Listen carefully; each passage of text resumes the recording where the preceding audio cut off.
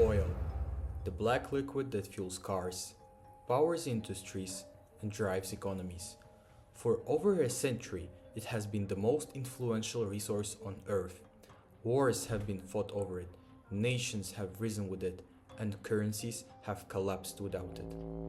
But here's the most important question: what happens when an entire country's future depends on oil?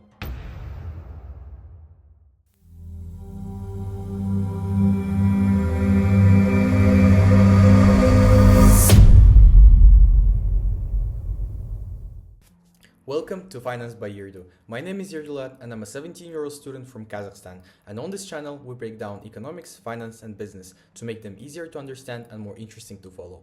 Today, we're looking at Kazakhstan's economic story and how oil has played a central role in shaping its past, present and future. Let's get into it. Since independence in the 1990s, oil has been at the center of Kazakhstan's economic growth.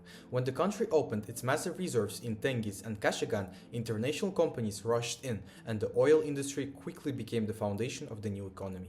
Today, oil dominates Kazakhstan's finances. Around 60% of exports come from oil and gas, and roughly 40% of government revenue depends directly on the energy sector.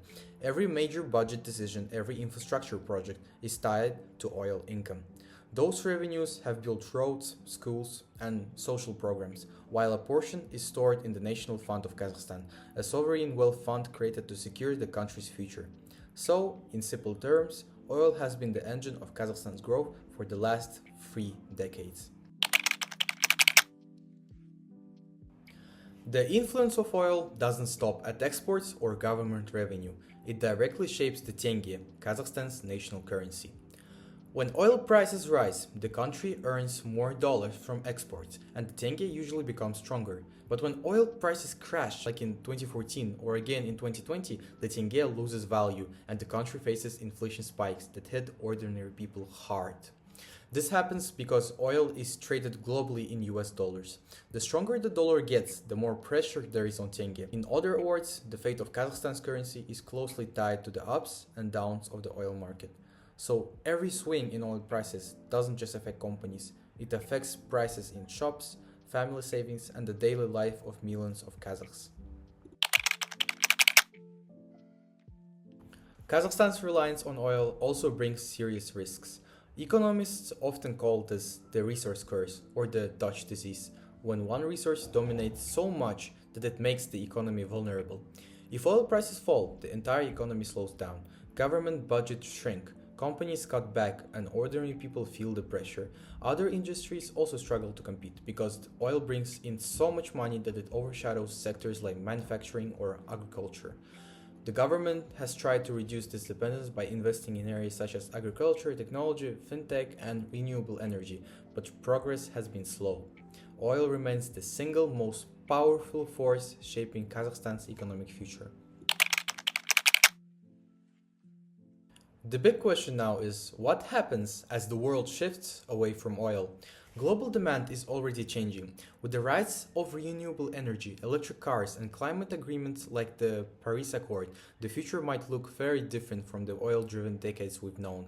For Kazakhstan, that's a huge challenge. Imagine this: around 60% of exports and 40% of government revenue are tied to oil and gas. If global demand falls, those numbers could shrink fast. We already saw what happens when oil prices collapse. In 2014, when prices dropped by more than half, Kazakhstan's growth slowed and the tenge had to be devaluated. In 2020, during the pandemic, when oil briefly went negative in global markets, Kazakhstan again felt the shock almost immediately.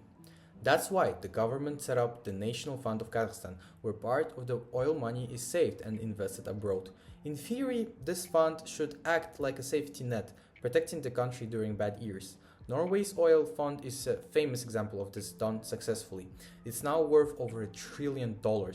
Kazakhstan's fund is much smaller, but the idea is the same: turn today's oil money into tomorrow's stability. But Can Kazakhstan actually diversify before the world fully moves into green energy?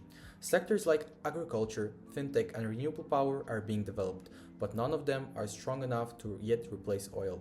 If the country doesn't adapt quickly, the same resources that powered its growth could become the reason it struggles in the future. Oil has powered Kazakhstan's rise for the last 3 decades. It funded new cities, massive infrastructure projects, and gave the country a stable source of income after independence. Without oil, Kazakhstan wouldn't be where it is today. But the very same resource also makes the economy fragile. Every global oil shock, whether it was the price crash in 2014 or the pandemic in 2020, showed how quickly Kazakhstan's growth and its currency can stumble when oil prices fall. It's a reminder that relying so heavily on one resource is risky, no matter how valuable it seems in the short term. And after all that, question is created. Can Kazakhstan escape this dependence before the world's energy future shifts for good? That's the debate we need to